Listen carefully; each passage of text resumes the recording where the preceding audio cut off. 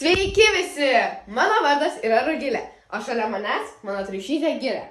Mes su mano sese Mėta turime labai ypatingą progą, kuri vyks rugpjūčio 7 dieną ir tai bus mūsų tėvelių vestuvių metinės. Valio! Mes jau 2 dovanas paruošėme, kitų dar nespėjome paruošti, o apie dovanas papasakos mano sesė Mėta. Sveiki visi! Tai aš esu Mėta, o šalia manęs mano triušiukas Žirniukas. Taigi šiandien aš jums papasakosiu apie mūsų paruoštas dovanas arba dar tik gaminamas. Taigi pirmoji dovana yra skani ir saldi dėžutė, kuris simbolizuoja kokie skani ir tuo pačiu saldi. Mūsų tėvelių meilė yra, o tėvelis 15 metų susituokę, rodo kiek laiko jie jau kartu. Antroji dovana – puokštė, kuris simbolizuoja kokia skani, kaip gumindulasi meilė yra.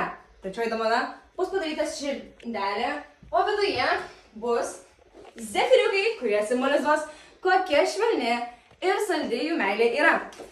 Ši proga ir mums, ir mūsų tėveliams yra labai svarbi. Kadangi jie 15 metų jau yra susituokę, o šis laikas tikrai yra labai ilgas, mes norime juos pasveikinti. Tėveliai, sveikiname jūs su jūsų vestuvių metinėmis. Valio!